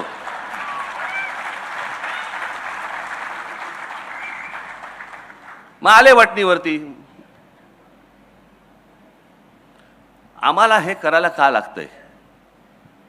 मी हे सतत जे बोलतोय, मी जे सतत तुम्हाला सांगतोय, हे का सांगतोय? हे सांगतोय एवढ्यासाठी सांगतोय बाबांनो, मी खरंच सांगतोय तुम्हाला, ही इतकी भीषण वेळ आहे आत्ताची. सगळ्या बाजूनी इमारती उभ्या राहत आहेत. तुम्हाला कंट्रोल तुमच्या हातातच कंट्रोल नाहीये. सगळ्या उद्योगपतींनी, बिल्डरांनी, सगळ्यांनी ताबा घेतलेला आहे. तुम्ही कोण आहात, काय आहात, कसे राहणार आहात, कसे जगणार आहात, कुठून फिरणार आहात, काय, ह्याच्याशी त्यांना काही कर्तव्य नाहीये. आणि आमच्याकडे राज्याच्या राज्य संपूर्ण सरेंडर झालेलं आहे. हे काय हेच राज्यकर्ते म्हणत नाही, ह्याच्या अगोदरची राज्यकर्ते सगळे बिल्डरांना आणि उद्योगपतींना सरेंडर होतात. आणि आज काय गोष्टी चालू आहेत हे तुमच्या डोळ्यात देखत घडतंय, तुमच्या डोळ्यात देखत सगळं बदलतंय, तुमच्या डोळ्यात देखत भाषा बदलतीये, तुमच्या डोळ्यात देखत. म्हणजे आज महाराष्ट्र राज्याचा एक मंत्री मंगल प्रभात लोढासारखा माणूस आज तुमच्या नाकावर टिचून सांगतो, ज्या वेळेला आता गॅस सिलेंडर मिळत नव्हते त्यावेळेला सांगतो, जैन लोकांसाठी म्हणून गॅस दिले जातील, गॅस पुरवठा केला जाईल, गॅस सिलेंडर दिले जातील जैन लोकांसाठी. महाराष्ट्र राज्याचा मंत्री जैन लोकांसाठी काम करणार. महाराष्ट्र राज्यासाठी काम करायला पाहिजे हे सोडून ह्यांची हिंमत कशी होते? याची हिंमत एवढ्यासाठी होते कारण तुम्ही अंगावर जात नाही, आणि आम्ही अंगावरती गेल्यानंतर तुम्ही बोलता हे कशाला अंगावर जात आहेत. पण हे त्याशिवाय होणार नाही. मला या विषयामध्ये बोलण्यासारख्या असंख्य अनेक गोष्टी आहेत, परंतु या सगळ्या गोष्टींना एक कुठेतरी राजकीय किनार आहे, म्हणून मला ह्या व्यासपीठावर मांडायची नाहीये. नजीकच्या काळात ज्याला भाषण करीन त्याला टराटरा फाडून ठेवीन, पण आज नको. माझी तुम्हाला विनंती आहे की महाराष्ट्र काय होता, महाराष्ट्र काय आहे हे एकदा तुम्ही जरा वाचा, समजून घ्या. ही माणसं कोण होती? मी फक्त तुम्हाला एक झरझर फक्त तुमच्या समोर फक्त दाखवून घेतो तुम्हाला, म्हणजे तुमच्या लक्षात येईल की आपण काय गमावलंय, खरं तर काय कमावलं होतं. दाखव. महाराज मगाशी सांगितलंच तुम्हाला यांच्याबद्दल काय, मी काय सांगणार. जा पुढे. संभाजीराजांबद्दल जा पुढे. बाळाजी विश्वनाथ पेशवे, पहिले बाजीराव पेशवे, अहिल्याबाई होळकर, तात्या टोपे, हे सगळे आम्ही पुस्तकात बघितलेत, वाचले, लक्षात नाही, आम्हाला माहितीच नाही. झाशीची राणी लक्ष्मीबाई. मी गंमत सांगतो तुम्हाला, माझे एक मित्र आहेत, आता जाऊ देत, ते सोडून द्या. इथे आपला इथे काय, हो जा पुढे, मागे जा जरा. हा लक्ष्मीबाईंचा पुतळा, हा इथे पुतळा आहे नाही का? बालगंधर्वच्या इकडे. मी गाडी चालवत होतो, माझ्या बाजूला बसले होते. तर मी म्हटलं, असं बघितलं, म्हटलं काय लक्ष्मीबाईंचा पुतळा केलाय, सुंदर केलाय ना? हो हो, छान केला. झाशीच्या राणींसारखा पण दिसतो ना? मी बोललोच नाही पुढे. मी पुढचा प्रवास मी सहज नुसतं न बोलताच आलो. मी म्हटलं जाऊ दे, मरू द्यायला काय समजून सांगणार.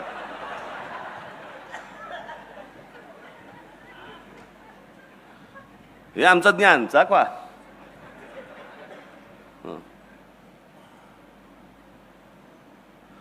एक मिनिट मागे जा. हे भाऊ लक्ष्मण अजिंक्य हे आपल्याला माहिती नसतील, परंतु मुंबईतला भाऊचा धक्का यांनी बांधला. जिथे कोकणामध्ये येणाऱ्या सगळ्या बोटी ज्या यायच्या त्यांच्यासाठी जो धक्का बांधला गेला. हे जे सांगतात ना मराठी माणसाचं कॉन्ट्रीब्युशन काय, पुढे जा. नाना जगन्नाथ शंकर शेठ. मी फक्त तुमचं त्यांचं वक्तव्य वाचून दाखवतो मला. जगन्नाथ शंकर शेठ. शिक्षण, वाहतूक आणि संस्था उभ्या करत त्यांनी मुंबईला केवळ व्यापार केंद्र न ठेवता विचारांचं महानगर बनवलं. यांचं सगळ्यात मोठे कॉन्ट्रीब्युशन ब्रिटिशांच्या बरोबरीने, म्हणजे माणसं आमची शिकली पाहिजेत, ब्रिटिशांचा काळ होता, त्यांना बरोबर घेऊन पण भारतासाठी आपल्या माणसांसाठी त्यांनी शाळा कॉलेज उभी केली. कोणती? एल्फिन्स्टन कॉलेज यांच्यामुळे, विल्सन कॉलेज यांच्यामुळे, सर जे स्कूल ऑफ आर्ट यांच्यामुळे, ग्रँड मेडिकल यांच्यामुळे. हे या माणसामुळे झालेलं आहे. आम्हाला काही त्याचं पडलेलं नाही आहे. कोण नाना शंकर शेठ, कोण आहे ती माणसं, काही देणं घेणं नाही आम्हाला. जा पुढे. सीताराम खंडेराव वैद्य. सीताराम खंडेराव वैद्य तुम्ही ऐकाल ना, हे आर्किटेक्ट होते. म्हणजे मी तुम्हाला सांगतो, मी जिथे राहतो बरोबर त्याच्या मागच्या बाजूला यांचे मला असं वाटतं नातू राहत होते. नातू रमेश वैद्य म्हणून, बरं का. यांनी काय केलं, हे आर्किटेक्ट असताना ह्यांनी काय केलंय, काय बांधलंय, तर सगळ्यात महत्वाची गोष्ट म्हणजे मुंबईचं ताजमहाल हॉटेलचे आर्किटेक्ट. पश्चिम रेल्वेचं जे मुख्यालय आहे मुंबईचं ते यांनी बांधलं. त्याच्यानंतर मुंबई महानगरपालिकेमध्ये यांचा हात होता.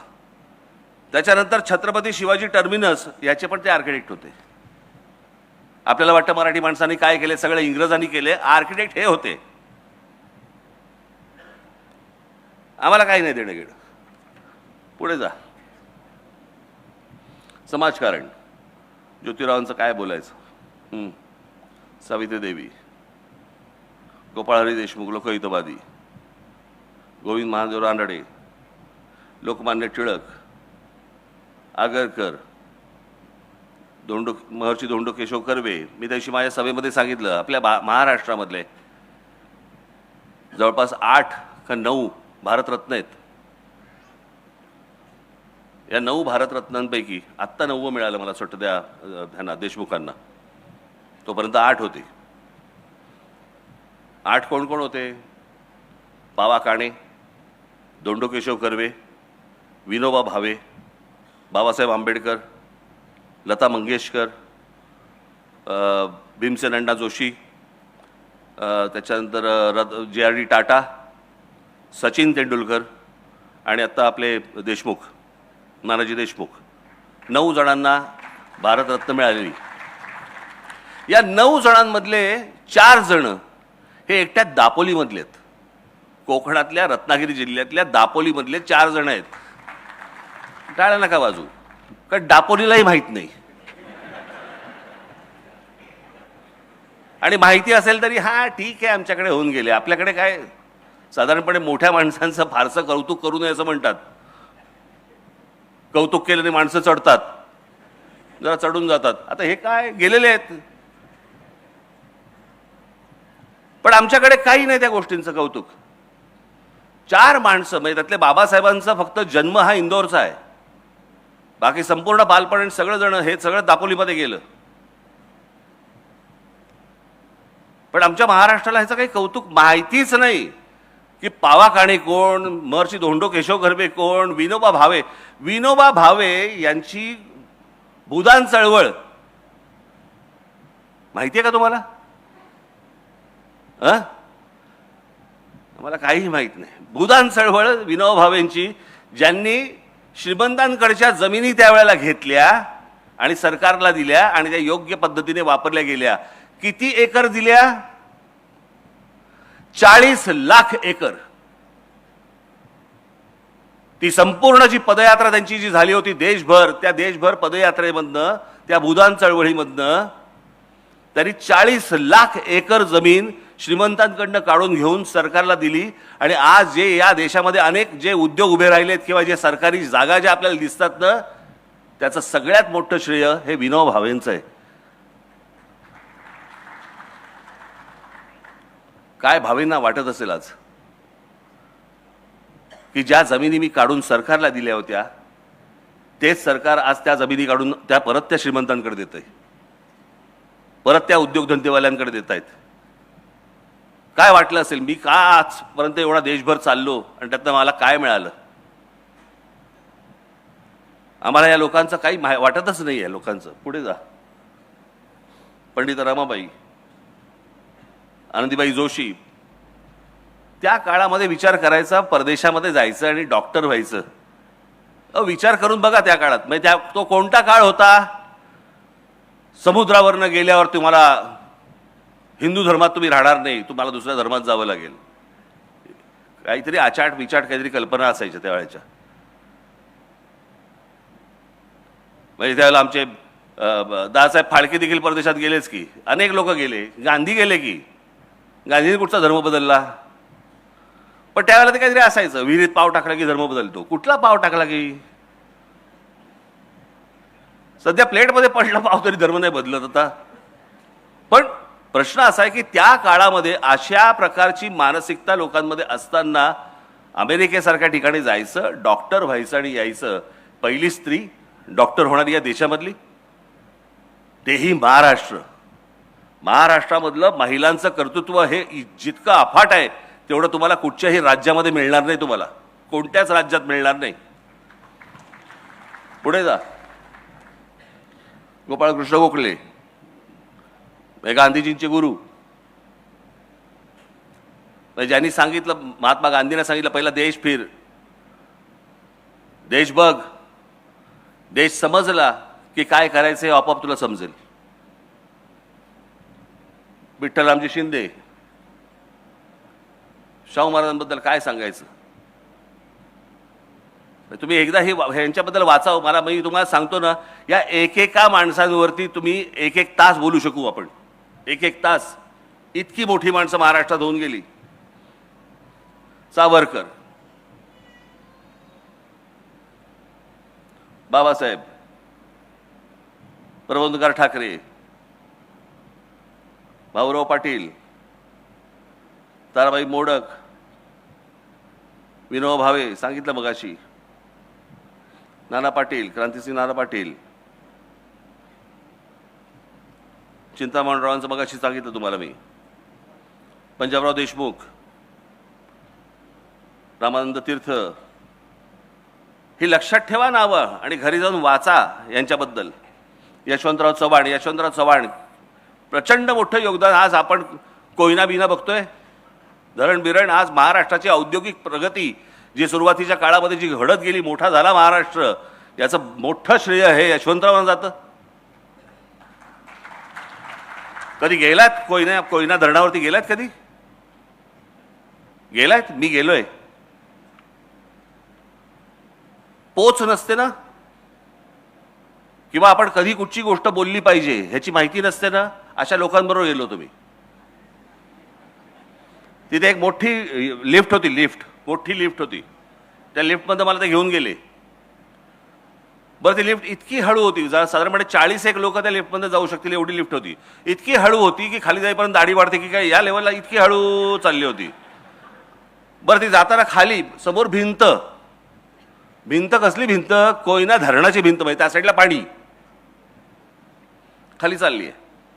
माझ्या बाजूला सगळे जे काय इंजिनियर होते उत्साहात. राज ठाकरे आलेत. मी आपला चाललोय त्यांच्यावर खाली. साहेब, दिवसाला 100 भूकंप होता तिकडे. मी म्हटलं अहो हे बाहेर आल्यावरती सर्किट हाऊसवरती बोलता नाही का येणार आपल्याला, हे खाली जातानाची गोष्ट आहे का म्हटलं. कधी कुठची गोष्ट, पण तुम्ही कोयना धरण जरूर बघितलं पाहिजे. त्याचा पहिला टप्पा, दुसरा टप्पा, तिसरा टप्पा, जिकडे आज वीज निर्मिती होते ती जाऊन बघा. तुम्हाला मी पहिल्यांदा जेव्हा गेलो तेव्हा मला असं वाटलं जेम्स बॉन्डचा सेट आहे की काय. तुम्ही जाऊन फक्त बघा, कोयना धरण सहज जाऊन बघा की आपल्याकडे काय काय गोष्टी झाल्या त्या. माननीय बाळासाहेब ठाकरे, काय बोलायचं यांच्याबद्दल. संयुक्त महाराष्ट्र झाल्यानंतर, संयुक्त महाराष्ट्र समिती फुटल्यानंतर मराठी माणसांना एकत्र आणून संघटना बांधणारा हा माणूस, या देशामध्ये, संपूर्ण देशात हिंदूंना हिंदू म्हणून मतदान करायला लावणारा हा देशातला पहिला माणूस.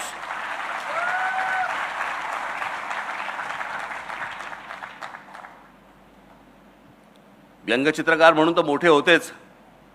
विन्स्टन चर्चिल यांची कार्टूनची बायोग्राफी ही काढली गेली जागतिक लेवलवरती. ज्याच्यामध्ये बाळासाहेब आर.के. लक्ष्मण यांचे जे गुरु ज्याला म्हणतात ते ज्यांना गुरु मानलं ते सर डेव्हिड लो यांच्या व्यंगचित्रांपासून अनेक व्यंगचित्रकार त्यावेळेचे जगातले यांची व्यंगचित्र त्या पुस्तकामध्ये होती. त्या पुस्तकात भारतातर्फे फक्त माननीय बाळासाहेब ठाकरे यांची 3 व्यंगचित्र निवडली गेली. त्या पुस्तकामध्ये आर.के. लक्ष्मणांचं एकही व्यंगचित्र नाही आहे. अर्थात यांनी काय त्यांचं श्रेष्ठत्व कमी नाही होत, परंतु ते पुस्तक इतकं महत्वाचं आहे,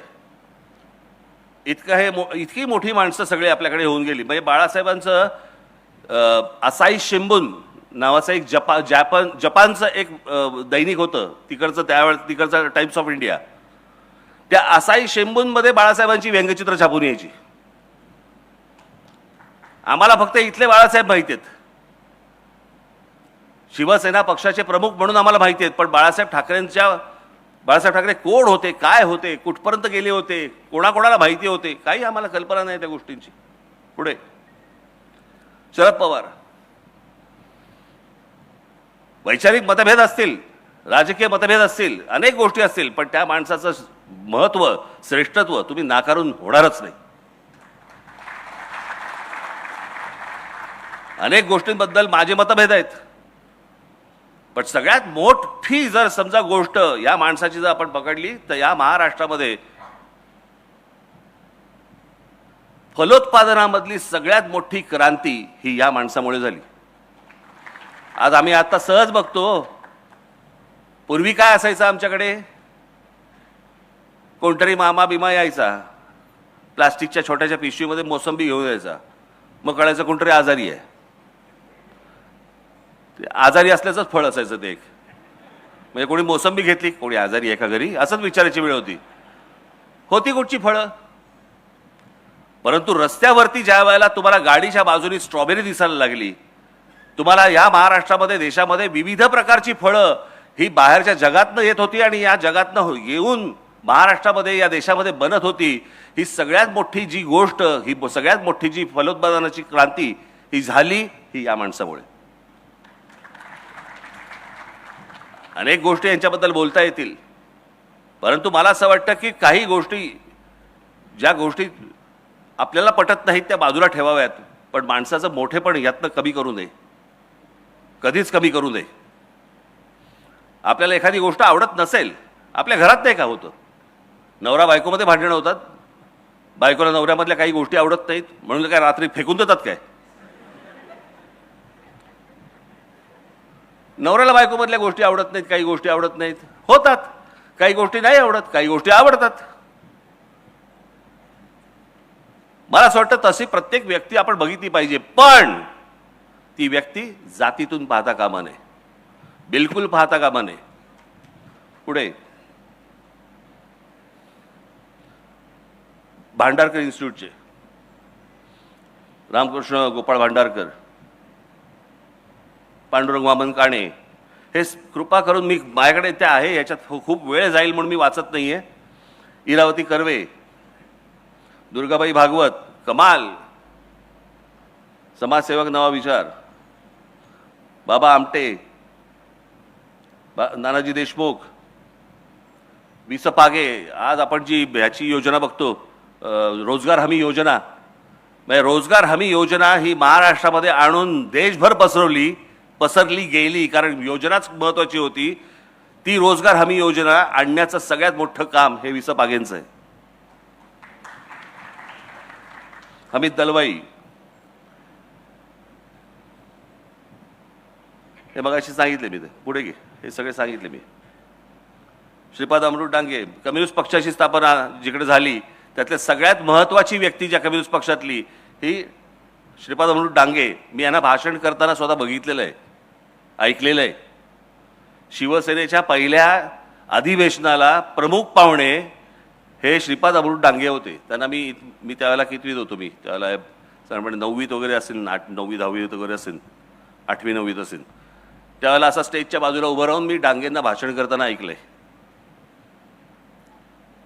अप्रतिम वक्ता. ही जी संपूर्ण ज्याला आपण म्हणतो ना कामगार चळवळ ही निर्माण करणारी ही सगळी मोठी माणसं. शेतकरी कामगार पक्ष, त्याची स्थापना 1946 सालची स्थापना आहे शेतकरी कामगार पक्षाची. त्याच्या 1 वर्ष नंतर स्वातंत्र्य मिळालंय. एक मोठ्या संघटना, मोठा पक्ष. शंकरराव मोरे, कांशीराम यांची बसपाच ना, बसपा ही इथे खडकीला स्थापन झाली आहे पुण्यात, उत्तर प्रदेशमध्ये नाही. पुढचं राजकारण उत्तर प्रदेशचं केलं, परंतु स्थापना त्यांनी बसपाची ही तिकडे केली आहे. बामसेफची मायावती, बामसेफची. सहकार चळवळ, धनंजयराव गाडगीळ, विखे पाटील, हे सगळे सहकारातले. मला एक सांगावं कोणतं क्षेत्र उरतं. पुढे पुढे जा. तात्यासाहेब कोरे, इतिहासकार, विका राजवाडे, सरदेसाई, शेजवलकर, बेंद्रे, बाबासाहेब पुरंदरे, रणजित देसाई, गजाननराव बेंदळे, बिचारे आत्ताच गेले, विज्ञान, गोवारीकर, नाराळीकर, माशेलकर, भाटकर, पत्रकारिता, बाळशास्त्री जांभेकर, वेलकर. हे वेलकर, एक मिनिट थांबा, हे महत्वाचे आहेत. हे वेलकर इंग्रजांच्या त्यावेळेला, त्या काळामध्ये या मराठी माणसाने एका इंग्रज माणसाबरोबर मिळून एक इंग्रजी दैनिक स्थापन केलं. त्या दैनिकाचं नाव होतं बॉम्बे हेराल्ड. ती जी कंपनी स्थापन झाली, ती कंपनी नंतर ब्रिटिशांनी नंतर तिकडे विकत घेतली. त्यांनी काय ते बेनेट कोलमन यांनी विकत घेतली. तो आजचा टाइम्स ऑफ इंडिया. पण ती निर्मिती केली एका मराठी माणसाने. आम्हाला माहितीच नाही, जाऊ देत. कृष्णाजी प्रभाकर खाडीलकर हे केसरीमध्ये लिहायचे, नंतर स्वतःचं वर्तमानपत्र उभं केलं, नवाकाळ. आचार्य यात्रा यांच्याबद्दल काय बोलायचं. पांडुरंग सदाशिव खानखोजेंबद्दल मी तुम्हाला वाचून दाखवतो मुद्दामून.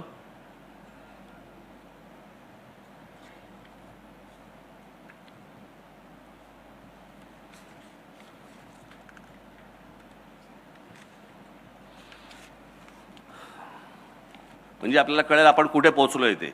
एक उत्तुंग कृषी शास्त्रज्ञ, मेक्सिकोमध्ये वनस्पती शास्त्राचे व पीक निर्मिती शास्त्राचे प्राध्यापक म्हणून काम केले. मेक्सिकन सरकारने खानखोजे यांना कृषी संचालक म्हणून नेमले आणि मेक्सिकोच्या हरित क्रांतीचे त्यांना जनक मानले जातात. आणि त्यांचा तिकडे मेक्सिकोमध्ये फोटो आहे. हे महाराष्ट्राचे आमचे, आम्हाला माहीत नाही. पुढे मी मुद्दाहून त्यांच्यासाठी लिहून आणलं. माधवराव गाडगीळ, माधवराव चितळे, पाण्यावरचं प्रचंड मोठं काम.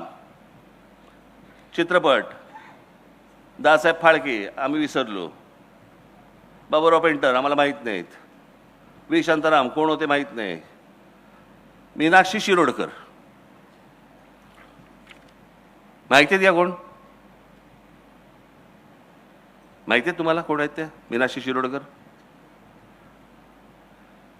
त्यांची पुतणी कोण पाहिजे, कोण नात कोण? शिल्पा शिरोडकरची आजी. आता कळलं?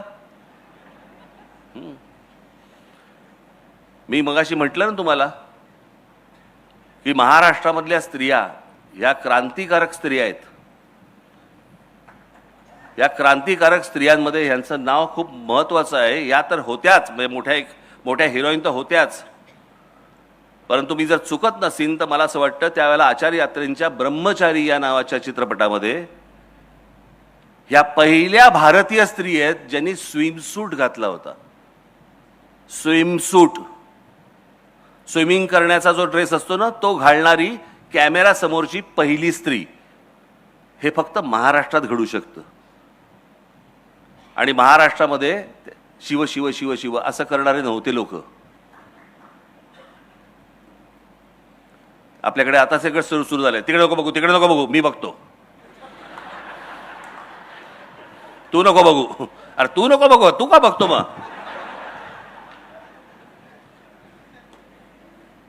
पुढे शोभना समर्थ. शोभना समर्थ ह्या तर हिरोईन होत्याच, पण यांची सगळ्यात मोठी देण मराठीमधली त्या म्हणजे त्यांच्या दोन्ही मुली, एक तनुजा आणि एक नूतन. या दोन मोठ्या हिरोईन ह्या त्यांच्या दोन्ही त्यांच्या मुली. पुढे जा. हे यांच्याबद्दल काय बोलावं. महाराष्ट्राचा सुपरस्टार.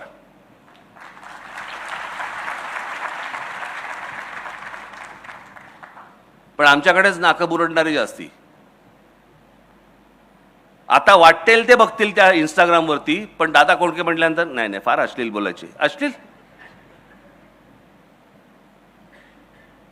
सध्या जे काय OTT प्लॅटफॉर्मवरती जे सुरू आहे सगळ्या चित्रपटांमध्ये आणि मालिकांमध्ये ते काय आहे?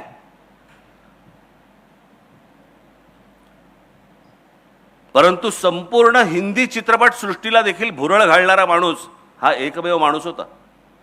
मी स्वतः बघितलेलं आहे. मी तुम्हाला सांगतो, आमच्या बांद्र्याच्या कला मंदिरमध्ये एकदा मी त्यांचा चित्रपट पाहायला गेलो होतो. आणि पुढे तो बॉक्स होता. बॉक्समध्ये आम्ही 4 जण होतो. बॉक्स काहीतरी एक 20चा बॉक्स होता. आम्ही 4 जण होतो. पुढचे 16 जण हे सगळे गुजराती होते आणि करून हसत होते. दादा कोंडकेंच्या चित्रपटाला आले होते. त्यांना समजतंय, ते येत आहेत, ते पाहतायत. आमच्या लोकांचं त्यांना फार महत्त्व. आम्ही विसरून गेलो. पुढे दादा कोंडकेंच्या नावाने काय आहे महाराष्ट्रामध्ये? एक तरी वास्तू आहे, एक तरी रस्ता आहे, एक तरी चौक आहे. काही नाही आमच्याकडे. निळू निळू भाऊंच्या नावाने काय आहे?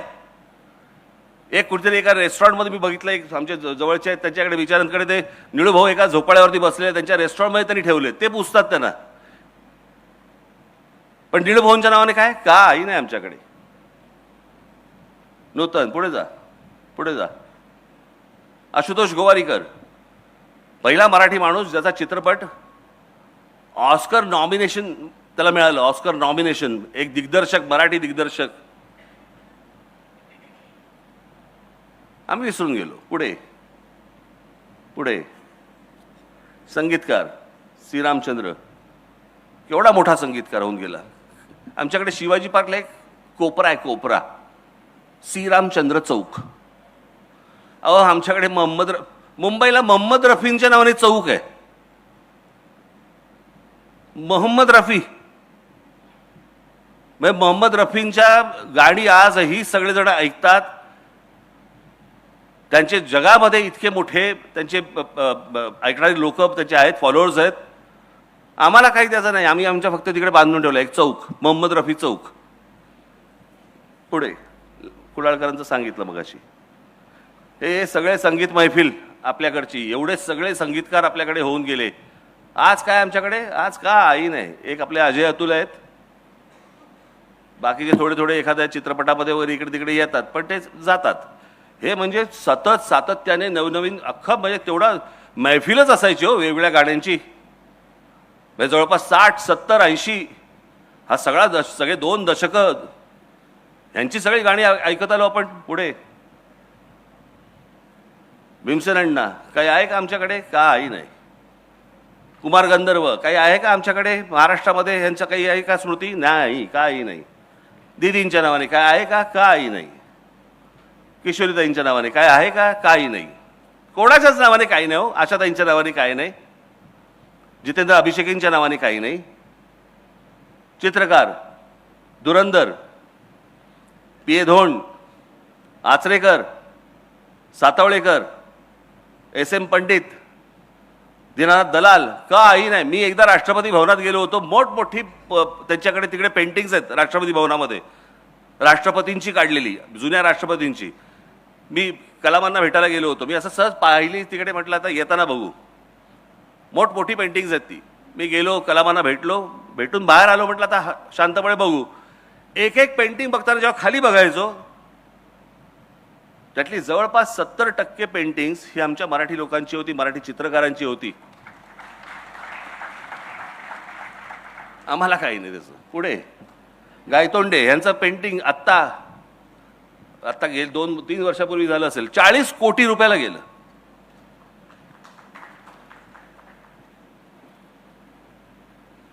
बाबूराव सडवेलकर, रवी परांजपे, इथे आमच्याकडे पुण्यामध्येच प्रचंड मोठा माणूस, प्रचंड मोठा चित्रकार. सदाशिवराव साठे, आम्हाला माहितीच नाही साठे कोण. गेटवे ऑफ इंडियावरती अनेक पुतळे आहेत असे, पण गेटवे ऑफ इंडियावरती जो महाराजांचा जो पुतळा आहे, अश्वारूढ पुतळा, तो साठेंनी उभा केलाय. हे त्याचे शिल्पकार. पुढे जा. राम सुतार, आता गंमत सांगतो. राम सुतार प्रचंड मोठा शिल्पकार. किती मोठा? यांनी बनवलेल्या वल्लभभाई पटेलांच्या पुतळ्यावरती तो पुतळा चीनमध्ये गेला. चीनमध्ये तो प्रचंड मोठा पुतळा त्या पुतळ्यावरनं बनवला. आणि जो आता गुजरातमध्ये वल्लभभाई पटेलांचा पुतळा जो आहे ना, तो मूळ पुतळा राम सुतारांचा. आम्हाला माहित नाही. आम्ही जातोय तिकडे पुतळे बघतोय. वा वा छान, चला. उद्योग. शंतनुराव किर्लोस्कर, पुणा. गरवारे इथेच. दाजी काका गाडगीळ, चितळे. एस एच केळकर म्हणजे जगभरामधली अनेक जी परफ्युम्स येतात तुम्हाला आज आपण वापरतो, याचा जो अर्क जातो ना अनेक ठिकाणचा, तो एस एच केळकरांकडनं जातो. मोठमोठ्या परफ्युम्सचा, मोठमोठ्या ते काय ज्या असतात त्या सुगंधी गोष्टी. वजे पण बीजी शिर्के आमच्या इथलेच. हे सिपोरेक्स ज्या इमारती ज्या उभ्या राहत आहेत त्याच्या ज्या विटा आहेत सिपोरेक्सच्या, हे आमचे शिर्के. हे केशव पेंढारकर म्हणजे कोण आमचे? आम्ही तो फक्त आमचा रामदेव बाबा बघतो, अप्पर डिप्पर मारलेला.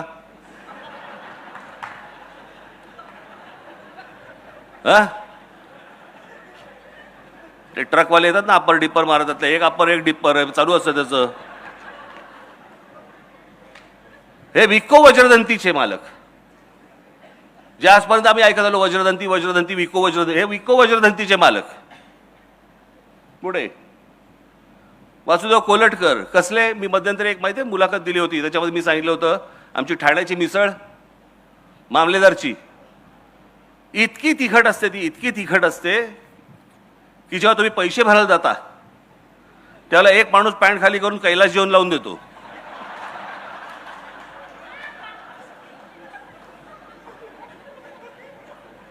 ते कैलास जेवण बनवणारे हे कोलटकर. पुढे जयंत साळगावकर.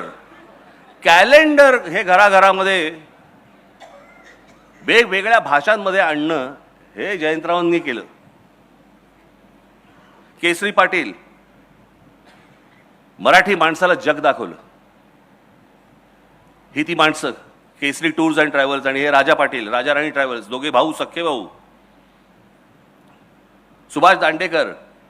आज पण पूर्वीपासून आजपर्यंत तुम्ही शाळेमधली मुलं कोणता कंपास बॉक्स वापरतात? कॅमलिनचा वापरतात. ते कॅमलिनचे जे मालक आहेत ते सुभाष दांडेकर. जे आजपर्यंत सगळे चित्रकार जे रंग वापरत आले ते कॅमलिनचे रंग वापरत आले. जे आजपर्यंत सगळ्यांचे ब्रश आणि पेन्सिल वापरत आले ते दांडेकर, हे सुभाष दांडेकर. हे कॅमलिनचे वापरत आले, हे आमचे सुभाष दांडेकर. आम्हाला नाही माहिती त्यांच्या नावाने काही आहे का महाराष्ट्रामध्ये? काही नाही. पुढे बाबा कल्याणी इथलेच. राजीव सामंत यांनी वाईनच्या व्यवसायामध्ये इतकी मोठी भरारी केली जगामध्ये. यांची सुलाच ना, सुला वाईन्स.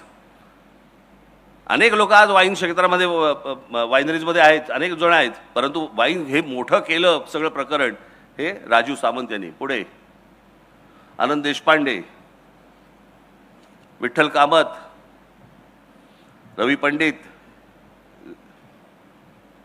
बराबर पुढे जा रे, विष्णुदास भावे, राम गणेश गडकरी, बालगंधर्व, केशवराव भोसले, वसंत कानेटकर, तेंडुलकरांची एक गोष्ट तुम्हाला सांगतो. शेवट जाता आता फक्त एक तुम्हाला गोष्ट सांगतो, बाकी राहू देत सगळे. मला जावेद अख्तरांनी सांगितलेली गोष्ट सांगतो तुम्हाला. मला जावेद अख्तरांनी मला सांगितलं की म्हणे आम्ही उत्तर प्रदेशमधले, खरं तर मध्य प्रदेश उत्तर प्रदेशचे, म्हणजे आमच्याकडे आम्ही सगळेजण नाटक बिटक, आमच्याकडचं साहित्य, काव्य बिव्य, शेर, आम्ही सगळे त्याच्यामध्ये मशगूल. म्हणे काय आमच्याकडचं साहित्य आणि काय आमच्याकडच्या गोष्टी आणि काय याच्यामध्येच आम्ही होतो. त्या तारुण्यामध्ये मी ते सगळं घेऊन की आम्ही कोण आहोत, आम्ही कोणतरी आहोत असं घेऊन म्हणे आम्ही महाराष्ट्रामध्ये आलो. महाराष्ट्रात आल्यानंतर काही दिवसांनी म्हणे माझ्या इथे ओळखी झाल्या, काही मित्र मला भेटले, काही त्यातले मित्र माझे मराठी होते म्हणे. आणि त्या मित्रांना मी भेटलो आणि भेटल्यावर त्यांनी मला सांगितलं चला एका नाटकाला घेऊन जातो तुला, मराठी नाटकाला. तुला कोणतं नाटक? ते म्हणे काय ते शांतता कोर्ट चालू आहे. आणि म्हणे मी ते बघायला गेलो. हे त्यांचं वाक्य सांगतो, मी ते नाटक पाहिलं आणि त्या क्षणाला मला असं वाटलं मी थोबाडीत मारून घ्यावी. की आम्ही ज्या भ्रमात होतो की आमच्याकडचं उत्तरेकडचं आमचं नाटक आणि काव्य आणि सगळ्या गोष्टी इतक्या प्रचंड ताकदीच्या आहेत, हे नाटक पाहिल्यावरती आमच्या लक्षात आलं की आम्ही कुठे आहोत आणि हे महाराष्ट्र कुठे आहे, मराठी लोक कुठे आहेत. हे बाहेरच्यांना जाणवते महाराष्ट्राचं महत्व, महाराष्ट्राला कधी जाणवणार आहे? तुम्हाला कधी कळणार आहे आपण कोण आहोत, आपल्याकडे काय आहे, आपल्याकडे काय ताकद, आपले पूर्वज काय बोलून गेले. हे आपले पूर्वजच. या लोकांनी इतक्या खस्ता खाल्ल्या, इतकी तपश्चर्या केली, इतक्या गोष्टी केल्यात या महाराष्ट्रासाठी, ज्याचं या महाराष्ट्राला शून्य कौतुक आहे. आणि आम्हाला काही त्याच्याशी देणं घेणं नाहीचं. आम्ही सहज दुसऱ्याशी सहज हिंदीमध्ये बोलायला लागतो. माझं तुम्हाला फक्त सांगणं आहे आज, बाकी सगळं सोडून द्या. सगळ्या गोष्टी होत राहतील, आम्ही त्या सगळ्या गोष्टी करत राहू. महाराष्ट्रामधल्या मराठी माणसांनी फक्त मराठीमध्ये बोलावं, समोरचा हिंदीत बोलला तरी चालेल.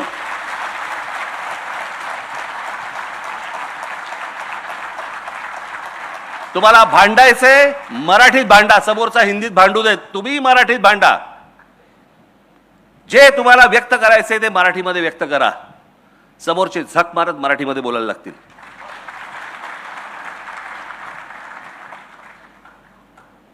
आज मला मराठी बोलणारा महाराष्ट्र हा माझ्या स्वप्नातला महाराष्ट्र आहे, हा माझ्या मनातला महाराष्ट्र आहे. एकदा तुम्ही भाषेवरती जर समजा टणक राहिलात आणि कडक राहिलात, बाकीच्या गोष्टी आपोआप घडतील. माझी तुम्हाला हात जोडून सगळ्यांना विनंती आहे, तुम्ही इथे जमलेल्या सर्वांना आणि इथे माझे प्रसारमाध्यमाचे लोक जे आले असतील त्यांच्या मार्फत जे महाराष्ट्रामध्ये जे कोणी लोक बघत असतील, ऐकत असतील, त्या सर्वांना माझं सांगणं आहे, जिथे कुठे जाल, जिथे कुठे बोलाल, ज्यांच्याशी कोणाशी बोलाल, समोरचा मराठी असो अमराठी असो, कोणी म्हणजे कुणी असू देत अमराठी, तुम्ही सगळेजण त्याच्याशी मराठीमध्ये बोलावं एवढी फक्त हात जोडून विनंती करतो.